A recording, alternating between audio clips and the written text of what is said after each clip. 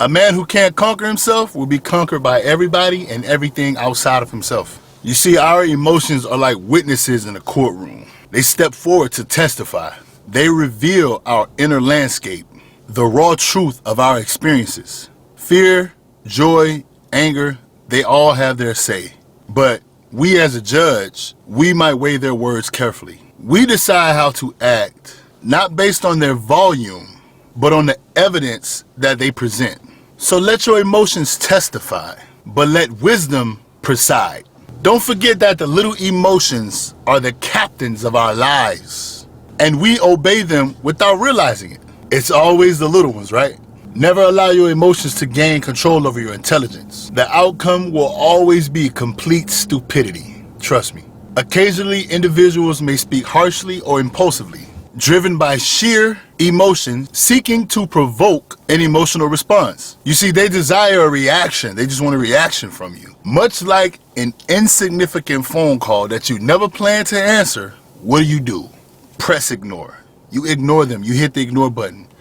Block them. Do not disturb. Whatever you have to do, don't give them a reaction. You see, we got to realize we cannot control everything and everyone, but you can control yourself, and that's exceptional.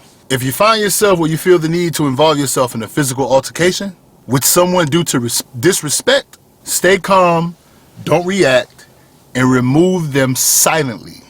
Or remove yourself calmly and silently. You see, you can cut the flowers all day, but you can't prevent spring from coming. Spring will always come, flowers will always blossom.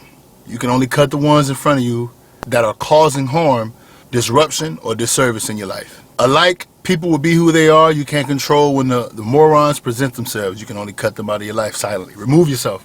Keep it moving. You got other things. You got more important things to do. See, there's an old saying, if you don't discipline your child, the world will. If you don't discipline yourself, your emotions will. And that will lead you down a path of detriment, catastrophic results, chaos. You don't want that.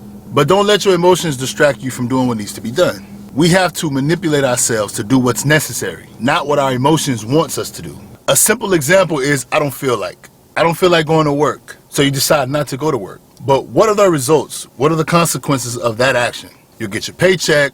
You'll be one less day on your paycheck. The bills are still going to need to get paid. No matter how you feel, bills don't care, right? So now because you decided not to go to work, the consequences of that decision, that choice, is a paycheck that's less than what you used to and what you need, at least to pay for your essentials. Now it's either you're behind on your bills, or once you've done paying for your bills, you don't have the money to what you've expected previously left over for yourself to go out and do whatever else that you want to do with your life. So you allowed your emotions to be the captain of your ship, and because your emotions are driving that ship, you go and take an unexpected turn. You go somewhere in the ocean that you are not familiar with, or you should not go that way, and the results are catastrophic. Now either you're gonna expend a significant amount of fuel turning around, or you're gonna lose a crew member.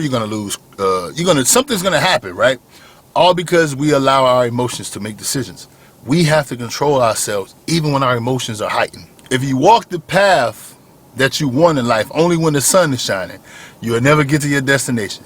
If it's raining, take an umbrella. If it's snowing, wear more clothes. No matter what, if we are awake, we always go.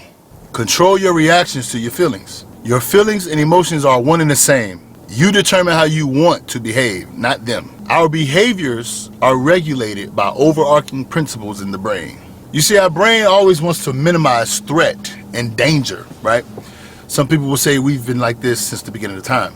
Ironically, our brain also allows us to let our emotions push us into doing things we don't perceive to be harmless at the time, but it ends up ruining us later. You see, when it comes to emotions, we're ready to fight. We're ready to check people. We're ready to get revenge. We want all the smoke. It's whatever it is, whatever the situation may be, right?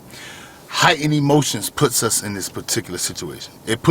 First of all, we're already in the environment because maybe there is somebody out there. There is a moron who's starting something with us, right? But our emotions puts us in a position to where we're ready to take revenge. You think somebody's being prejudiced, you think somebody's being discriminative towards you, or whatever. You think somebody's just not being fair. You have to control yourself. It's important It doesn't matter if somebody's talking behind your back. If somebody spits behind you, just know they're behind you. They spit where you can't see it. They're doing that for a reason. Let them spit and talk smack and do whatever they want to do behind you. They're behind you. You keep going forward. People can be evil and they can be narcissists. But we don't attack the evil in others. We attack the evil in ourselves. But we simply remove ourselves from such environments. Because we know if we are in an environment full of evil, then there's a great chance that we become such evil ourselves. You are your environment. It's inevitable. We're human. We're not robots, right? If you're around criminal activity, more often than not, you'll become a criminal. You have to force yourself to get out of that environment. If you're around drug dealers, more than likely you'll start selling drugs. If you're around people who complain a lot, if you're around people who blame a lot, if you're around people who play victim, more than likely you will inherit those beliefs, those behaviors. Like I always say, experience is not what happens to you, it's what happens after you've experienced what you went through. What do you do? How do you perceive what happens to you? Where do you go from there? That's true experience, because things are going to always happen. You can have the same thing happen to you 100 times. What have you learned? Or the 101 time, 102 times, 103, 104, it'll be the same thing because you haven't learned anything. Nowadays we have men versus women, masculinity versus femininity. Obviously there's always some type of competition, race, politics, money, income, whatever. We have issues within the country. Listen, in the end, we must understand our emotions and not let it determine our actions. It's a muscle that has to be built. You're not going to wake up and just be in complete control one day. But day after day, if you continue down this path, you'll become better and better and better. Anger doesn't demand action. When you act out of anger, you lose self-control. You're better than those people.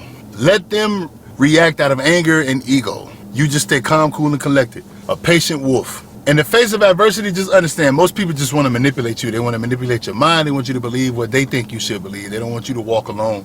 They don't want you to walk the path that you seek out for yourself. They don't want you to be great. They don't want you to be successful. They don't want you to be in shape. They don't want you to have money. They don't want you to be happy. Misery loves company, and the majority of population are miserable. And even though there are things out there that you cannot control that may have an impact on your life, majority of us are miserable because of what we've done to ourselves. Self-inflicted wounds. And people do not want you to wake up and have any chance of not having self-inflicted wounds that have a great impact on your life to put you in a position to where you're not miserable. They want you miserable. They do not want to see you happy. I don't know why it's like that. I don't make the rules. I'm just here to remind you, don't fall into the trap. Keep all the power within yourself. Once you've reacted, I believe you've given those people the power. As men, we often view things as appearance rather than reality. Our view can be blurry or even impaired. This makes reality harder to see and accept sometimes, but it's the most important view we can have. We have to see everything for what it is, not what we want it to be or what we think it should be. Reality is the truth. Everything else is created in someone's head or in ours. A man who can't conquer himself will be conquered by everybody and everything outside of himself. As we all know, or if you don't know, life is not about finding yourself, it's about creating yourself. Don't let your emotions define you. Accept them and then intentionally choose the route to which you want to proceed once you've accepted your emotions. Don't accept them and then let them decide what path you want to take. You're letting your emotions define you at that point. No. You see, we have to train our minds to be stronger than our emotions or we will lose ourselves every single time.